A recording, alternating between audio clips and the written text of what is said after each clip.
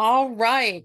Coming from the great state of Maryland, and she is also the new president of the Maryland Association of School Librarians.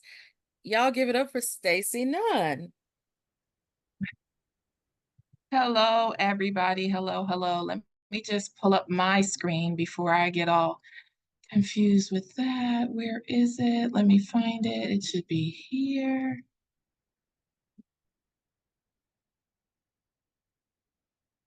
And let me get here.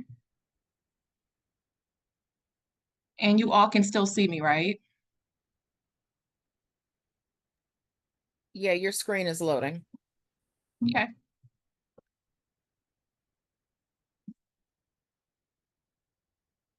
Okay, so I'm sharing now. Okay, There it we hasn't go. come through yet.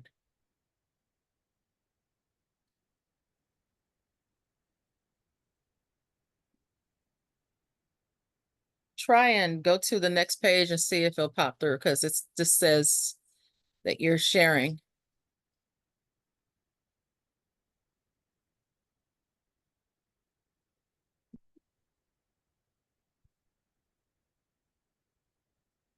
Still nothing? Still nothing. Why don't you just Okay, try and reload it again? Yeah, there you yeah, go. let me stop it. We got it. Okay. We got it. Maybe I won't. Okay. Okay. Hi, everybody. So I had this little cute little phrase to say. Oh, did it pop off? Yeah, it popped off. Try it Oh again. my goodness. We're having a Here we lot go. of rain in the DMV area, so it's probably what's doing it. Okay, here we go. Try it again.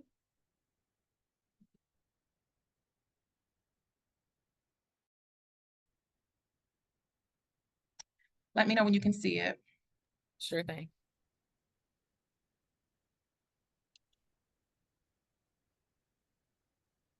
Okay. Okay, wonderful. So today, hello, my name is Stacey Nunn. I am from Maryland. I work for Baltimore County Public Schools, where I am a proud library media specialist. I'm in the elementary school setting. Today, I'm going to be talking to you about engaging all learners, the impact of passive programming in elementary school libraries. So when I first said, oh, I'm going to do this, I said, oh, I'm going to sing a little song because this year we're getting pre-K. And, like one of the things in the training for pre-K was you have to welcome them with a song. So I've been thinking about all these little songs that I can sing to get students engaged in lessons, but I'll save that because that time is coming up very soon. So who am I? Yes, Casey, I mentioned that I am the new president, really new president of the Maryland Association of School Librarians. But before that, I'm a lover of reading books. I love to laugh. Um, I enjoy quiet time. Always excited when I'm somebody else who is vegan. I am a proud supporter of historically Black colleges and universities, as I am an alumni and my son is currently in attendance. And I'm the proud mother of a 21-year-old rising college senior, as well as a 12-year-old eighth grader who is actually at Morgan State coding camp as we speak. As a professional, I am a library leader. I have been fortunate enough to be on the Library Leadership Council in my district since I arrived, which I don't take advantage of. I know that everybody is not asked to do that, but several are. That sad to say that that will kind of be fading this year due to budget cuts. However, we didn't lose any librarians, so that's an even trade for me. I would rather somebody have their job.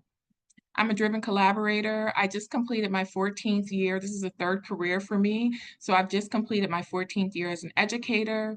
And as a library media specialist, I love anthologies, I love collection development, and I love YA fiction.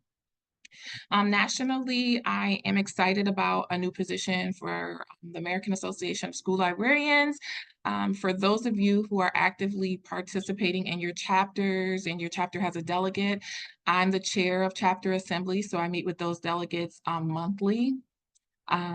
For American Library Association, I am the one of the new counselor at larges. I'm one of the new counselors, and I bug Casey all the time when I don't understand something, and she's always patient with me.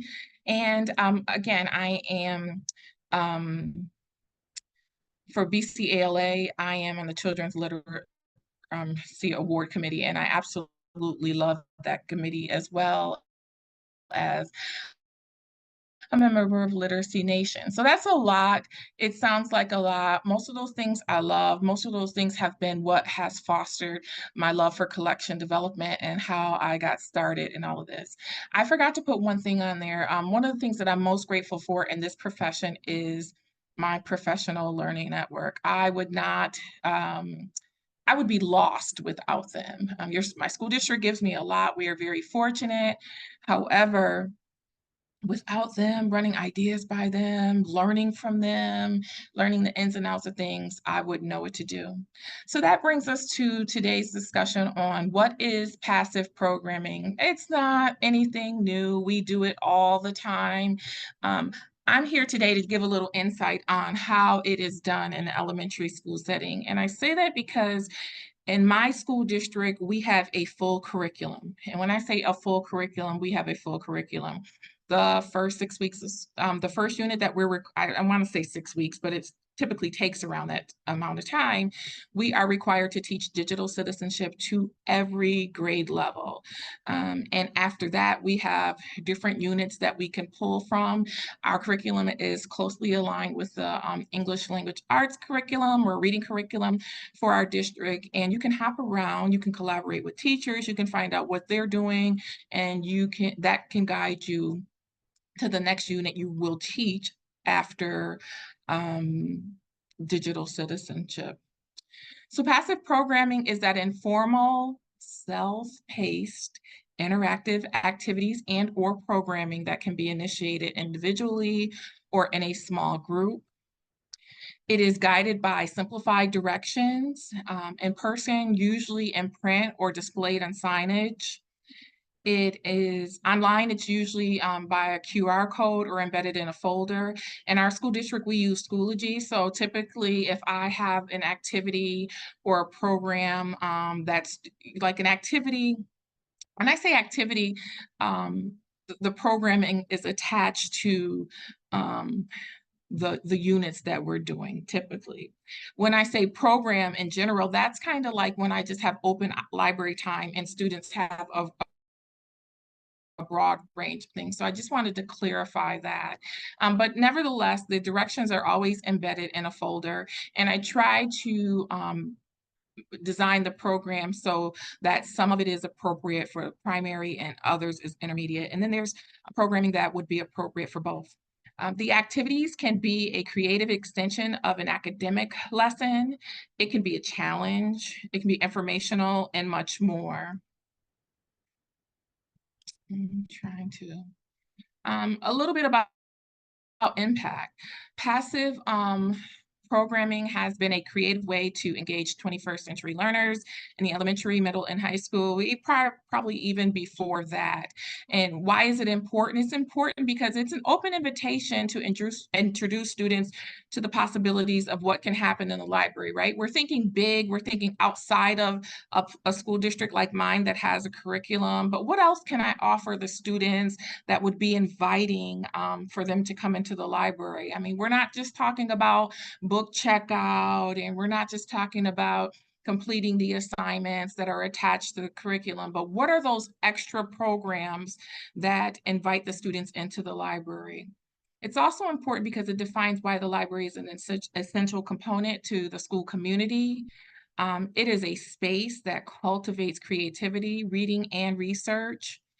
It's a safe space. I often hear students say that, and it kind of warms my heart. I try not to have such a big reaction, but last year, quite a few students told me that they feel safe in the library, and that really makes me feel happy. And it supports personal growth and experiential learning. So they get to experiment, they get that self-pace.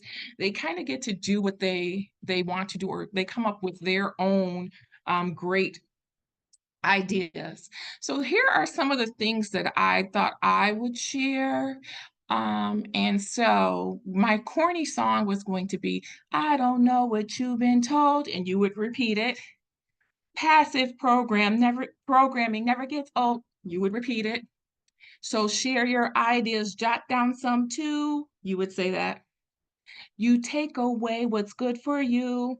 So there's my corny song. Not a big singer, but always enthusiastic. I want the students to come in and really feel warm. And guess what? They will tell me when I'm corny. But anyway, some of the ideas that I have used, some of the things that I have programming that I've offered is I usually post it up. I have like a little table area, and students have engaged in making cardboard picture frames. I always have a holiday theme going on, whether it's a word search, whether it's a did you know, whether it's some true nonfiction informational handouts and or the questions who, what, when, where, how, and why. Um, I've used theme-based notes where students could write. So for an example, Earth Day, I would create a big, huge globe and students could write ways in which they could keep our Earth safe and clean. There's always those traditionals, create a bookmark or color a bookmark. I forgot who I heard this from, but I've been using it ever since. Those graphic novels that seem to fall apart, you kind of cut them into strips. You allow students to cut them into strips. I have like a hole punch, I have some yarn, I have some ribbon. They can make a hole in it and, like for their bookmark. I have some glue, I have stickers, I have glitter. So whatever it is they want to use, there's a little box there and everything is clearly labeled. Stop, jot, and play. That's kind of like an extension. I think it's in our first grade curriculum, excuse me, that students get to go to various websites to find out what websites are safe for students. And so I might ask a pressing question, for them to read or look at something, stop, jot down by answering the question, and then they can move forward and play a game. Solve the mystery. I think I have a little picture here. I have these little bags right here. And students inside the bag is like a full kind of like little script, and they have to solve the mystery. I try to change those up because students, they do share the answers after a while. What's in your wallet? Life has been all about financial wellness. We talk about it all the time, but how are we supporting our students? So I might give them some scenarios that deals with a little bit of reading and math. The math coach is always excited about how I make attempts to incorporate um, math in the library. Predict and explain. So that's pretty much our little, I didn't put them up here, did I? Pumpkin Jack, I have every year. I'm a little bit tired of Pumpkin Jack. However, I know a lot of teachers, excuse me, a lot of librarians use Pumpkin Jack, and that is where, you put the pumpkin in a glass jar and you watch it decay, and students can predict and explain. And when I don't have pumpkin jack there, like by the second week in October, even last year, the assistant principal asked me, where's pumpkin jack? So they really enjoy that. What is your favorite and why? So we have all these different calendar days. It might be National Ice Cream Day, National Pizza Day. I might create some type of poster that has a huge slice of pizza, and students will tell why. So they're sharing ideas, but I don't really have to talk very much about it. And I try to change things up so they're not redundant. But of course, like I just mentioned, there are some all-time favorites. Let's see if I can get to the next one. Oops, I wanted to explain this one because I don't think I listed it. So here's a reading tree that I created last year, or maybe it was the year before, and it says, I read these, you should too. So this is one of the things, like when students are talking about their favorite book or the most recent book that they read, they might talk about it with somebody else. However, what you can't see up close, but they created bookmarks. I think somebody did like the new kid, they didn't have to write the explanation on there. They just had to kind of like provide a visual of sort of like the cover or a part of the story that they truly enjoy. Somebody did like the new kid, somebody did blended. So you get all sorts of things. And it gives students an opportunity to show their creativity as well. More ideas are search and find. We all know about those, sort of like Where's Waldo or whatever you get. Create a prototype. So my younger son is really into talking, he's always talking about prototypes with coding. And so this year I really incorporated a lot of that in the library. So students had the opportunity, I think in second grade this year, we talked about beautiful bridges, and they talked about like an arch bridge and a suspension bridge. I, particularly for second grade, I put a bunch of things out, but one of the things that I put out was create a prototype of the type of vehicle that you would use to get over your bridge or to travel under your bridge.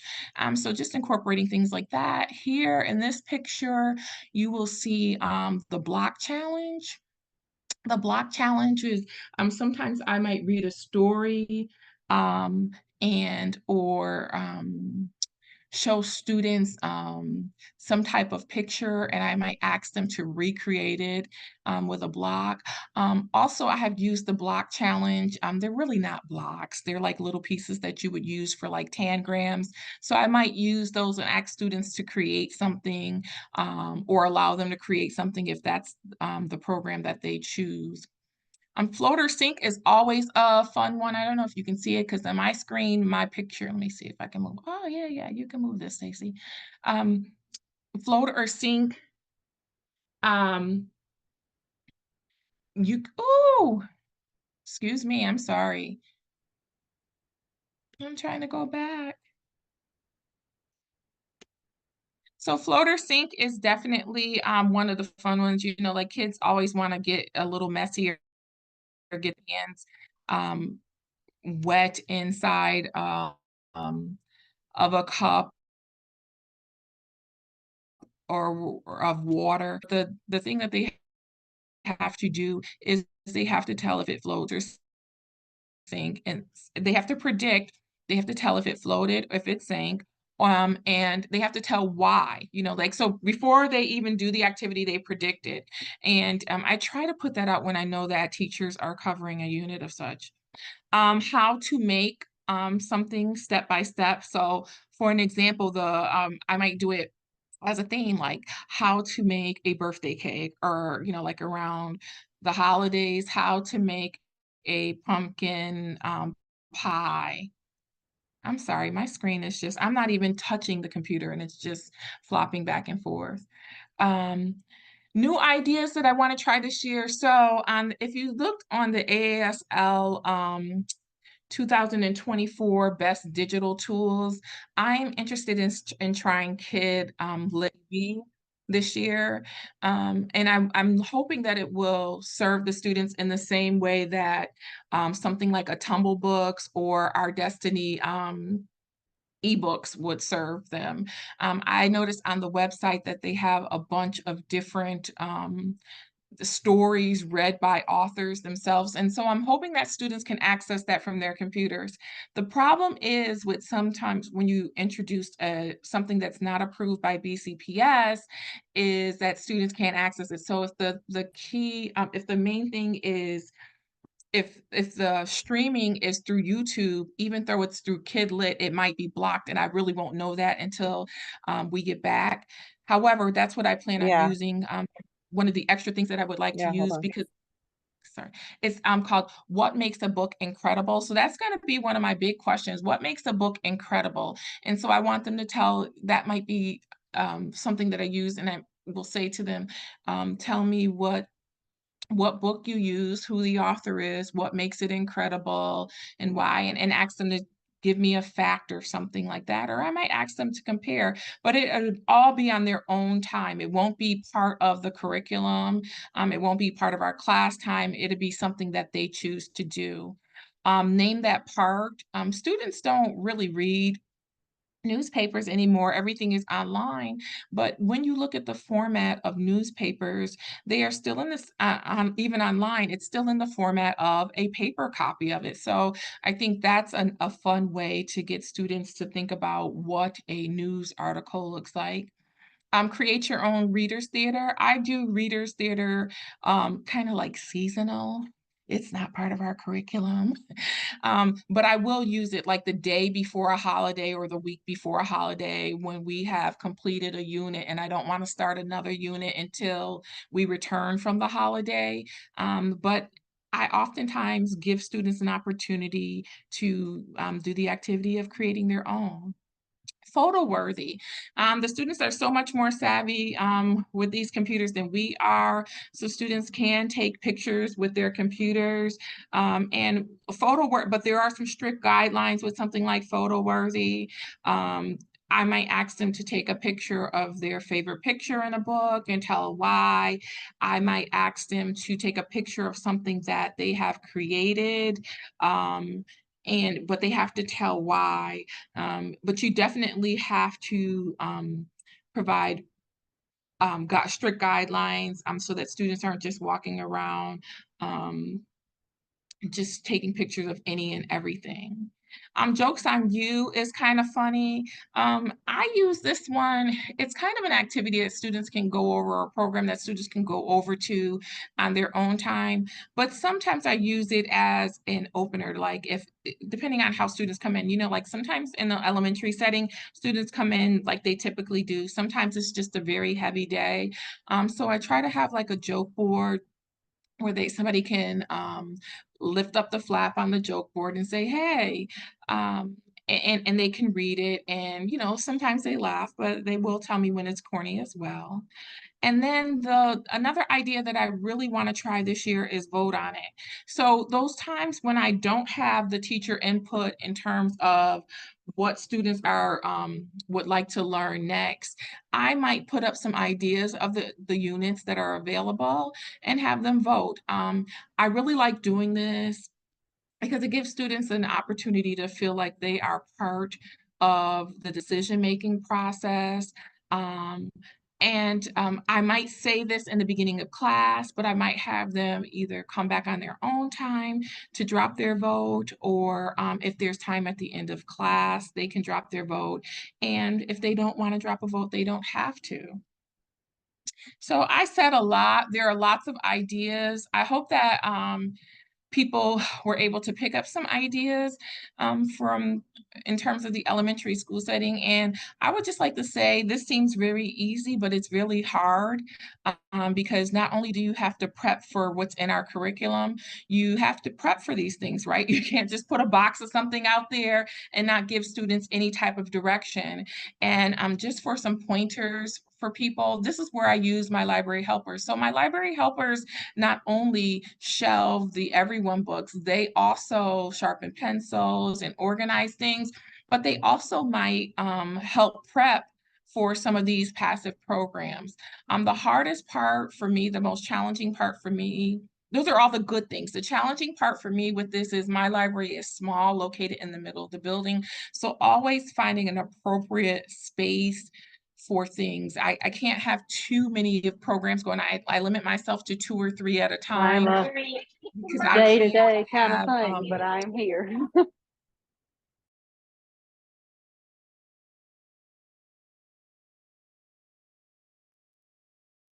I'm sorry. Can you hear me? Yes, I was muting that person that unmuted themselves. Go ahead.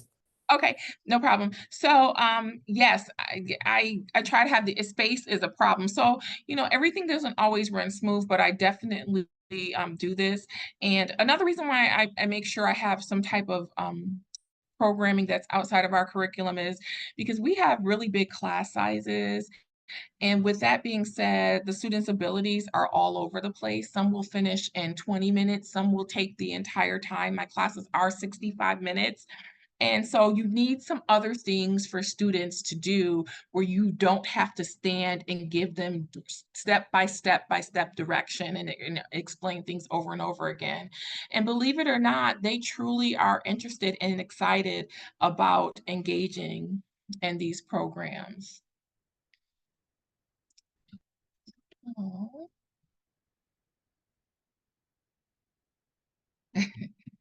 I saw somebody in the chat put glitter. I'm just trying to get to the end and then I'll take some questions.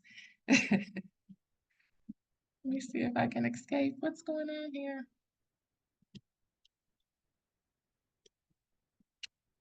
All right, can anybody see the chat? I can't see the chat. Yeah, I can see the chat. Okay, are there any questions in the chat? Anybody have any questions, any idea, any feedback? I can't seem to get it. Um, okay, let me go back up here. A lot of praise. Um, Jessica Yeah. says, I seriously love the stop, jot, and play aspects. Lataria Mhm, says, would this be a good mhm. for middle and high school in a 6th through 12th grade school? So it was right after you sang the song. I really think, I think so. Oh my goodness, the song. Oh my goodness. Listen, I am not enthused about singing those songs, but I realize that it's something that I will have to do. So I'm trying to make myself extremely happy about that. But yes, I think a lot of these you can incorporate into middle and high school. Um, you probably would want to have these things. I think they would make your administrator pretty happy. I will say, in addition to these programs this year, I'm so excited. I can't wait to post stuff on Twitter.